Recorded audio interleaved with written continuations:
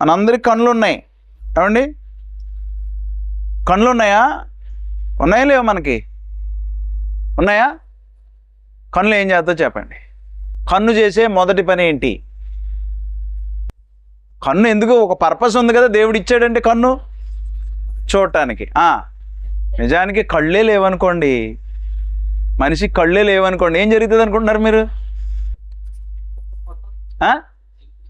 ధనం మీద ఏమైనా ఆశ ఉంటుందా? కళ్ళే లేకపోతే ధనం మీద ఆశ ఉండదు, లోకం మీద ఆశ ఉండదు, అక్కడికి వెళ్ళాలి, అది చూడాలి, ఇది చూడాలి, ఈ ఆశ ఉండదు. వాడి ఆస్తి, వాడి సంపాదన, బంగారం మీద ఆశ ఉండదు. చూస్తేనే కదా వాడికి అర్థమవుతుంది బంగారం అంటే ఏంటో. అంటే దేని మీద ఆశ ఉండదు. కానీ దేవుడు ఏం కోరుకుంటున్నాడు తెలుసా? నీ కళ్ళు ఇచ్చి నువ్వు ఎవరిది ఆశించుకుంటున్నాడు. కన్ను యొక్క గుణం ఏంటి? చూస్తుంది కాబట్టి. కన్ను ఏం చేస్తుంది? చూస్తుంది, చూపు కలిగి ఉంటుంది. చూసింది ఊరికనే ఉంటుందా అంటే ఆకర్షిస్తుంది. ఆకర్షించింది ఏమైనా ఊరికనే ఉంటుంది అంటే ఆశిస్తుంది. ఆశించింది ఏమైనా ఊరికనే ఉంటుందంటే అనుభవించాలనుకుంటుంది. మీకు అర్థమవుతుందా? కన్ను ఏం చేస్తుందంటే చూస్తుంది ముందు, చూడకుండా ఎవరు ఉండలేం. అవునా? చూపు ఏం చేస్తుంది? అట్రాక్ట్ చేస్తుంది, ఆకర్షిస్తుంది. ఈ ఆకర్షణ కంట్రోల్ చేసుకోలేకపోయాడు అనుకోండి, ఏమైపోతాడు? ఆశించేస్తాడు ఇంకా.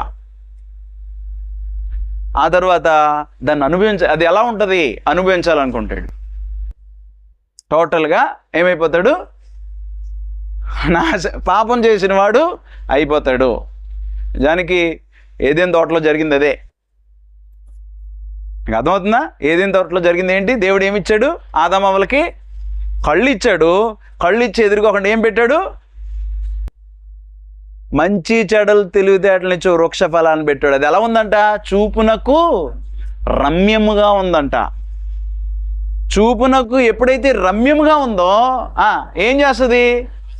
ఆకర్షిస్తుంది, ముందు అట్రాక్ట్ చేస్తుంది. అది ఇప్పుడు కలర్గా ఉన్నది చూడండి మీరు, ఏదైనా ఏమనిపిస్తుంది? కాసేపు అలా చూడాలనిపిస్తుంది. ఆ తర్వాత ఆకర్షణ మొదలవుతుంది. ఆకర్షణ మొదలైన తర్వాత ఇది నాకు ఉంటే ఎంత బాగుండో అని ఆశ కలుగుతుంది. ఆశ కలగకుండా ఉంటుందా అంటే చెప్పలేము. చూసిన తర్వాత ఆశ కలుగుతుంది. కానీ ఇక్కడ నువ్వు కంట్రోల్ చేసుకున్నావా? ఓకే. చూడకుండా ఉండాలంటే కళ్ళు లేకుండా ఉండాలి. కళ్ళు ఉన్నాయి కదా, ఖచ్చితంగా చూడకూడదు కూడా ఏదో చూస్తాడు. చూసిన తర్వాత నువ్వు ఆశించకుండా నిన్ను నువ్వు కంట్రోల్ చేసుకోవాలి, సాధకం చేసుకోవాలి. సాధకము చేయబడిన జ్ఞానేంద్రియము దేన్ని? నీ కన్నుని. చాలా ప్రమాదకరమైంది కన్ను ఆశించకుండా ఏం చేయాలి? సాధకం చేయాలి. చూడండి, పేతురు ఇలా మాట్లాడుతున్నాడు.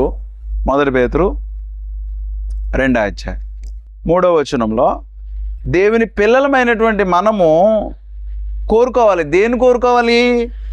వాక్యాన్ని. పాలను వాక్యాన్ని కోరుకోవాలి. అదే మాట్లాడుతున్నాడు. చూడండి, సమస్త దోషణ మాటలు మాని కొత్తగా జన్మించిన శిశువులను పోలిన వారై నిర్మలమైన వాక్యమును పాల వలన రక్షణ విషయంలో ఎదుగు నిమిత్తము ఆ పాలను అపేక్షించుడి. అంటే ఏంటి అపేక్షించాలి? వాక్యాన్ని కోరుకోవాలి. వాక్యాన్ని కోరుకుంటే ఏమవుతావు? నువ్వు సాధకం చేసుకుంటావు. దేన్ని?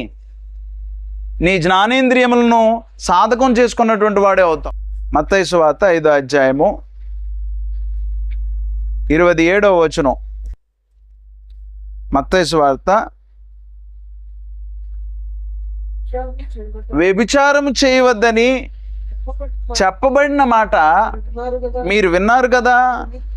నేను మీతో చెప్పినదేమనగా, ఒక స్త్రీని మోహపు చూపుతో చూచు ప్రతివాడు అప్పుడే తన హృదయమందు ఆమెతో వ్యభిచారము చేసిన వాడగును. మోహపు చూపే వ్యభిచారం అంట. ఇక్కడ చూపే ఇదే. ఏ చూపిది? ఆశించేస్తున్నాడు అనమాట లోపల. నిజానికి ఆకర్షిస్తాడు. చూపు మామూలుగా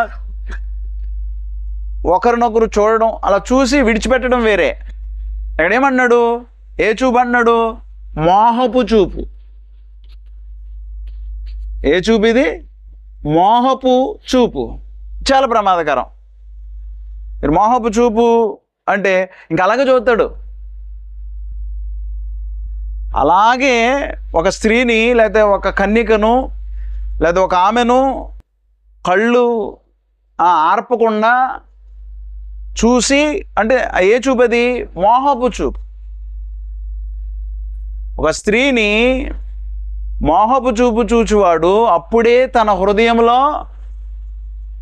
వ్యభిచారం చేసిన వాడు అవుతున్నాడంటే చూపు ఎంత ప్రమాదమో. ఇంకా ఆకర్షించడం, ఆశించడం, అనుభవించడం, అసలు చూపే ప్రమాదం.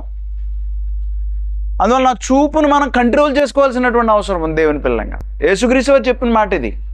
ఒక స్త్రీని మోహపు చూపు చూచువాడు అప్పుడే తన హృదయమందు వ్యభిచారం చేసిన వాడు అగును అన్నాడు. అంతే, వ్యభిచారం చేసేస్తున్నాడు మోహపు చూపు చూసేవాడు. అంటే కామంతో, మోహం, ఆ చూపు చూసేవాడు అక్కడే వ్యభిచారం చేసిన వాడు అయిపోతున్నాడు అన్నాడు. అంటే చూపు ఎంత ప్రమాదమో మనం గుర్తించాలి. ఏదైనా తోటలో రమ్యంగా కనబడుతుంది, రమ్యంగా కనబడింది ఏం చేసిందంటే ఆకర్షించింది. ఆకర్షించిన తర్వాత ఆశించారు, కోసుకుని తింటే బాగుంటుందని.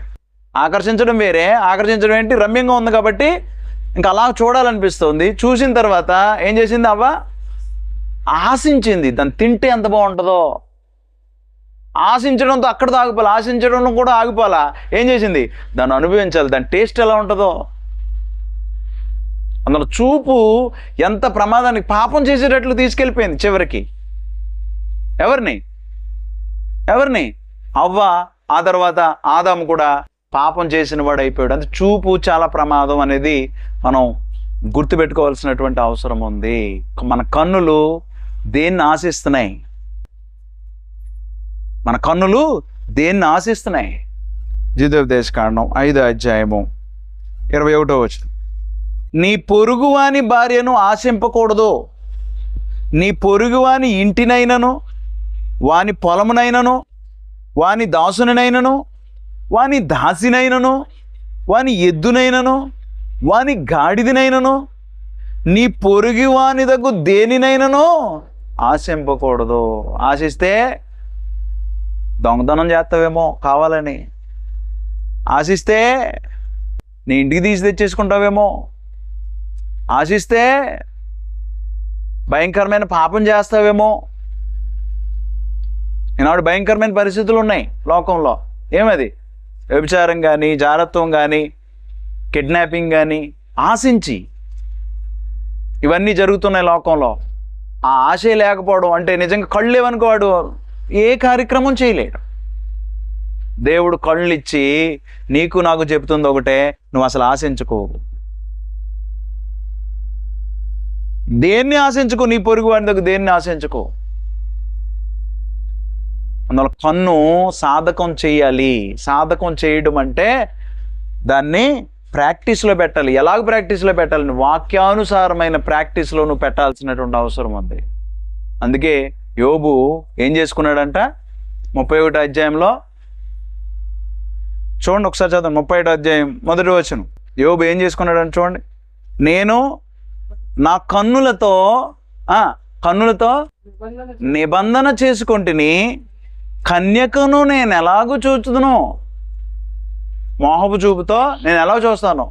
నా కన్నులతో యోబు అన్నాడు నిబంధన చేసుకున్నాను. నేను నిబంధన అంటే నేను అలాంటి మోహపు చూపు చూడను ఏ స్త్రీని అని ఒక నిబంధన, ఒక కట్టడ,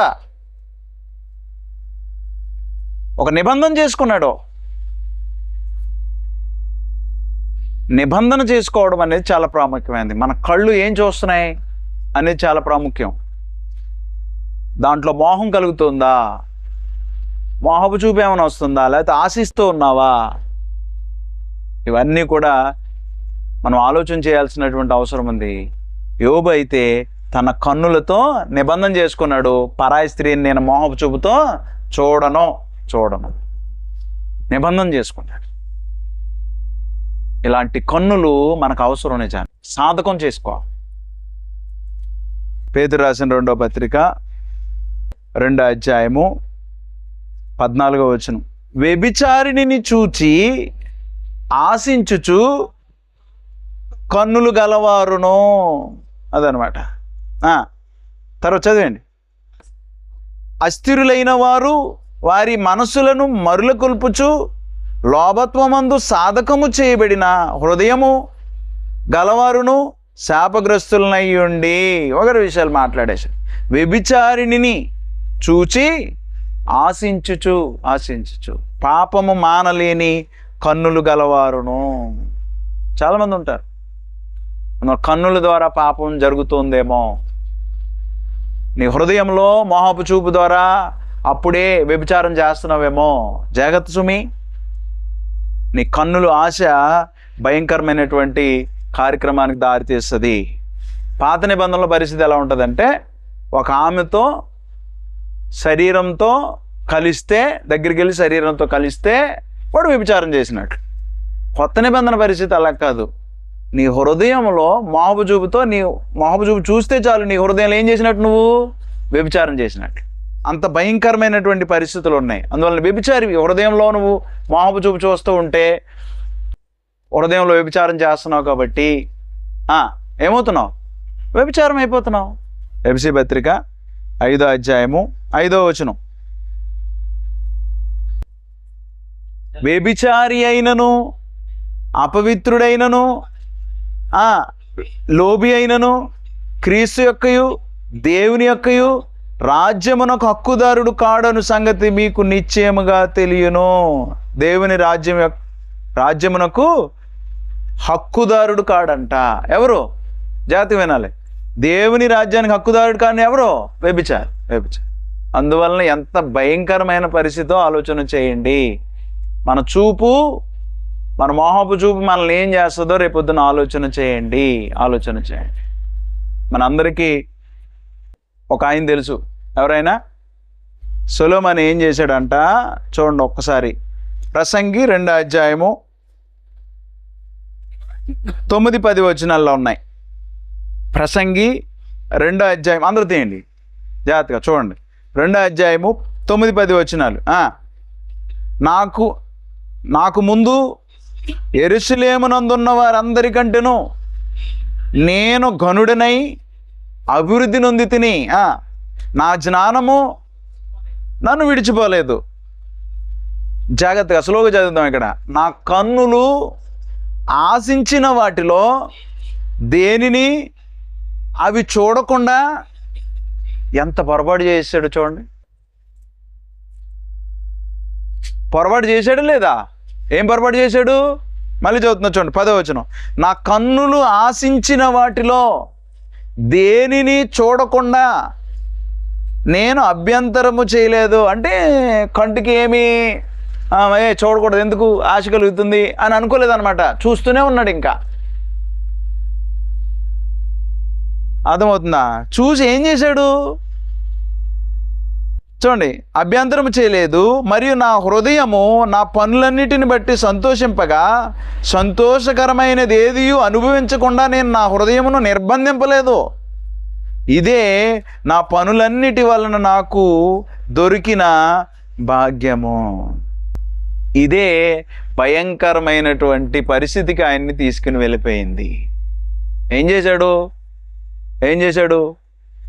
ఆశించిన ఆమెనల్లా చేసుకుంటూ వచ్చాడు. చూశాడు, ఏం రాజుగారు ధనవంతుడు, చూసిన ఆమెనల్లా చేసుకుంటూ వచ్చాడు. రాజకుమార్తెలను చేసుకున్నాడు. చేసుకుంటూ 700 మంది భార్యలు, 300 మంది ఉపపత్నులను చేసుకున్నాడు. మొత్తం ఎంతమంది? 1000 మంది. 40 సంవత్సరాలు పరిపాలన చేశాడు. 1000 మందిని చేసుకున్నాడు. అంటే ఒక సంవత్సరంలో మీరు ఆలోచన చేయండి, ఎన్ని పెళ్ళిళ్ళు అయి ఉండొచ్చు? సుమారుగా ప్రతి నెలలో ఒక వివాహము, 2-3 వివాహాలు జరుగుతూనే ఉన్నాయన్నమాట. వివాహం అంటే ఎలా ఉంటుంది పరిస్థితి? లేకపోతే తీసి తెచ్చేసుకుని ఇంట్లో పెట్టేసుకుంటున్నాడో. రాజుగారు కదా, చూస్తున్నాడు, నాకు కావాలనుకుంటున్నాడు. వాళ్ళు కూడా ఏం చేస్తున్నారంటే రాజుగారు, మహారాజు గారు, సొలొమోన్ రాజు గారు అన్నప్పుడు ఏం చేస్తున్నారంటే తీసుకెళ్ళిపోయి బాబు చేసేసుకో అని ఇచ్చేస్తున్నారు, ఏంటో తెలీదు. అలాగ వరుసగా రాజకుమార్తెలు ఇస్తూనే ఉన్నారంట, చేసుకుంటూ ఆశిస్తూ చూస్తూ. ఏం చేశాడు? 1000 మందిని చేసుకున్నాడు మహానుభావుడు. ఆశించిన దానల్లా అనుభవించడానికి వెనకాళ్ళ. ఆయన చెప్పుకుంటున్నాడు, అభ్యంతరం ఎట్లా నేను అన్నాడు. చివరి స్థాయి మనం చూస్తే, ఆయన పరిస్థితులు చూస్తే, ఆయన కన్నులు ఆయన ఏం చేసింది? నాశనానికి తీసుకెళ్తూ ఉంది కదా. మొదటి రాజుల గ్రంథం 11వ అధ్యాయంలో సొలొమోను యొక్క పరిస్థితి చూడండి. ఎప్పుడైతే చూశాడో, మొదటి నుంచి చదివేద్దాం. 11వ అధ్యాయం మొదటి నుంచి. మోయాబీలు, చూడండి బైబిల్ చూడండి. మోయాబీలు, ఎదోమీలు, అమ్మోనీలు, సీదోనీలు, హిత్తీలు అను జనులు మీ హృదయములను తమ దేవతల తట్టు త్రిప్పుదురు గనుక వారితో సహవాసము చేయకూడదనియు వారిని మీతో సహవాసము చేయనీయకూడదనియు యెహోవా ఇశ్రాయేలుకు సెలవిచ్చి ఉన్నాడు. అయితే రాజైన సొలొమోను ఫరో కుమార్తెను గాక ఆ జనులలో ఇంకా అనేక మంది పరస్త్రీలను మోహించి, మోహపు చూపే ప్రమాదం, వ్యభిచారం అన్నాడు ఇక్కడ. మోహించి కామాతురత గలవాడై వారిని ఉంచుకొనుచూ వచ్చాను. అంత మాత్రమే కాకుండా నిజానికి రాజుగారు కాబట్టి ఎన్ని పెళ్ళైనా చేసుకునే పరిస్థితి ఉంది. ఆనాడు బహుభార్యత్వం ఉంది, ఈనాడు అలాంటి పరిస్థితులు ఏం లేవు. అతనికి 700 మంది రాజకుమార్తెలైన భార్యలను. ఎవరంటే ఎందుకని భార్యలు ఎవరంట? రాజు యొక్క కుమార్తెలు. వరుసగా మరి క్యూ కట్టేశారేంటో నాకు తెలియదు. అంతే కదా, ఒకరు ఇద్దరు కాదు, ఎంతమంది? 700 మంది రాజకుమార్తెలే. ఇంక చేసుకోవడం మానలా, చూశాడు, ఆశించాడు. 700 మంది అయిపోయారు. ఏమైనా ఆగాడు అంటే అక్కడ కూడా ఆగలా. మళ్ళీ ఇంకేం చేశాడు? 300 మంది ఉపపత్నులను, అంటే వారితో పాటు వచ్చేవారిని కూడా, ఉపపత్నులను కూడా చేసేసుకుని కలిగి ఉండి అతని భార్యలు ఏం చేశారు? ఎందుకని అతని హృదయమును త్రిప్పివేసిరి. ఈ మోహపు చూపు చూసిందల్లా ఆశించి దగ్గర పెట్టుకున్న కారణాన చివరికి ఏమైపోయిందంటే ఆయన దేవుడిని విడిచిపెట్టేయడం జరిగింది.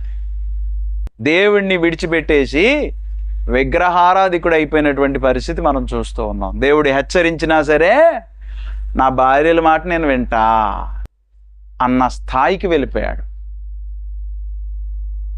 మళ్ళీ ఏం చెప్తున్నాడు ప్రసంగిలో? నేను ఆశించిన దానిని అనుభవించకుండా అదే నాకు భాగ్యం అని చెప్తూ ఉన్నాడు. అర్థమవుతుందా? కన్నులు ఆశిస్తూ ఉంటే నీ కన్నులను తిప్పుకోవాల్సిన అవసరం ఉంది. చూసావు, యాక్సిడెంటల్గా ఆశ కలుగుతుంది, వెంటనే నీ కళ్ళను తిప్పుకోవాల్సిన అవసరం ఉంది. దేవుని పిల్లలంగా నీ కంటితో నువ్వు నిబంధన చేసుకోవాల్సినటువంటి అవసరం ఉంది. యోబులాగా నీ కళ్ళు దేన్ని ఆశిస్తున్నాయి? దేవుడికి విరుద్ధమైనటువంటి కార్యక్రమాలను ఆశిస్తూ ఉందా? దేవునికి విరుద్ధమైనటువంటి వాటిని ఆశించి కావాలని కోరుకుంటూ ఉందా? వెంటనే క్షమాపణ కోరుకోవాల్సినటువంటి అవసరం ఉంది. దేవుని పిల్లలు, నీ కన్నుని నువ్వేం చేసుకోవాలి? సాధకము చేయి. ఏది పడితే అది చూడటానికి వీలు ఉండదు. చూశాడు ఒక ఆయన టెర్రాస్ పైకెక్కి, ఎవరు? దావీదు. చూశాడు, ఆశించాడు, రాజుగారు కాబట్టి ఆమెను బలవంతంగా తీసుకుని వెళ్ళాడు, అనుభవించాడు. ఆ టెర్రాస్ ఎక్కకపోతే బాధ లేకపోను కదా. ఆ టెర్రాస్ మీద అలా గిర్రం తిరుగుతున్నాడంట. తిరుగుతూ ఉంటూ చూసిన వాడు కళ్ళు తిప్పుకుంటే సరిపోను కదా. భయంకరమైన సిచ్యువేషన్ ఆయన జీవితంలో అనుభవించాడు. కారణము చూపు. వీటన్నిటికీ చూపే కారణం. అది ఆశిస్తూ ఉంటే నువ్వు అక్కడ దాన్ని కట్ చేయవలసినటువంటి అవసరం ఉన్నది. అలాంటి వాటి జాడకు నువ్వు వెళ్లకుండా ఉండాల్సినటువంటి అవసరం ఉన్నది. ఈనాడు ఫోనుల్లోనే చూడకూడనివి చూసి పాడైపోతున్నటువంటి యువత ఉన్నది. ఫోనుల్లోనే అందువల్ల మీ ఫోన్లు ఎంత భద్రమో చూసుకోండి, మీ పిల్లలు ఎంత భద్రంగా ఉన్నారో చూసుకోండి, ఏం చూస్తున్నారో చాలా జాగ్రత్త సుమి. పాడైపోయినటువంటి వాళ్ళు అనేక మంది. సొలొమోనే అయిపోయాడు మహాజ్ఞాని, జ్ఞానేంద్రియాలని సాధకం చేసుకోలేకపోయాడు. అర్థమవుతుందా? మహాజ్ఞాని అయితే ఏంటండి, నీ జ్ఞానేంద్రియములు సాధకం చేయబడ్డవా? ఈనాడు క్రైస్తవుడు అయినటువంటి మన జ్ఞానేంద్రియములు ఎలా ఉన్నాయి? మన జ్ఞానేంద్రియములు అన్నీ కూడా ఎలా ఉన్నాయి? సాధకం చేయబడుతున్నాయా? ఇంకెన్ని నాళ్ళు విన్నా, ఎన్ని రోజులు అవుతూ ఉన్నా అలాగే ఉంటూ ఉన్నాయా? నీ రిపిటేషన్ ఏమవుతుంది లోకంలో? ఆలోచించే. దేవుడు అంటాడు కానండి, ఏమండి ఏమంటారు? మన గురించి తిడతారు లోకంలో ఉన్నటువంటి వారు. మనం చూసే చూపు బాగోపోయినా, మన మాట బాగోకపోయినా ఖచ్చితంగా తిడతారు.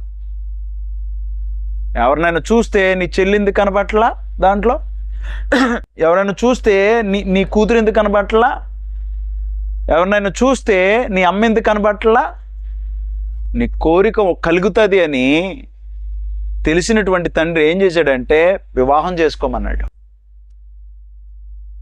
కోరిక కలుగుతుందా అంటే కలుగుతుంది ఖచ్చితంగా. ఏం చేయాలి? నువ్వు వివాహం చేసుకో. వివాహం చేసుకున్న తర్వాత ఆశించుకో నీ భార్యని. ఏంటి ఇబ్బంది? ఈనాడు క్రైస్తవులే వ్యభిచారులు, క్రైస్తవులే జారత్వం చేస్తున్నటువంటి వారు, క్రైస్తవులే అక్రమ సంబంధాలు పెట్టుకున్నటువంటి వారు మనం చూస్తాం. దేవుడు వదులుతాడా? రాజ్యమునకు హక్కుదారుడు కాడు అనేసాడు అంతే. క్రీస్తు యొక్కయు దేవుని యొక్కయు రాజ్యమునకు హక్కుదారుడు కాడు అంటే నీ చూపు నిన్ను ఏ స్థాయికి తీసుకెళ్తుందో ఆలోచన చేయి. నీ కన్ను నిన్ను ఏ స్థాయికి తీసుకెళ్తుంది, నీ నాలుక నిన్ను ఏ స్థాయికి నిన్ను తీసుకెళ్తుంది. అజితేంద్రియత్వం ఉండకూడదు, అంటే చెడు అజిత ఇంద్రియం అయి ఉండకూడదు. అర్థమవుతుందా? ఇంద్రియానికి ఏముండాలి? నిగ్రహం. ఆకర్షించేటప్పుడే నీకు అర్థమైపోవాలి తేడా కొడుతుందని, వెనక్కి మళ్ళుకోవాల్సిన అవసరం ఉంది. అవునా? నాలుక మాట్లాడేటప్పుడు నిగ్రహం. జ్ఞానేంద్రియం ఏమేమి ఉండాలి?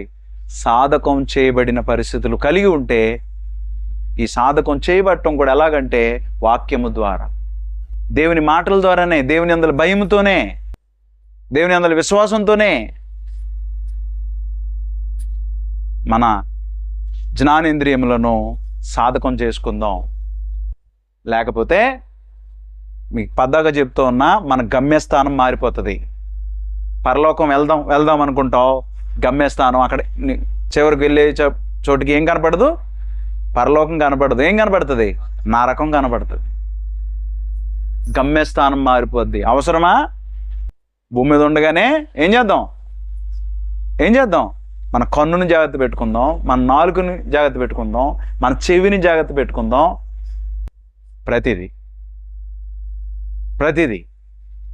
ప్రతి జ్ఞానేంద్రియమును మనం అదుపులో పెట్టుకొని బ్రతకాల్సిందే.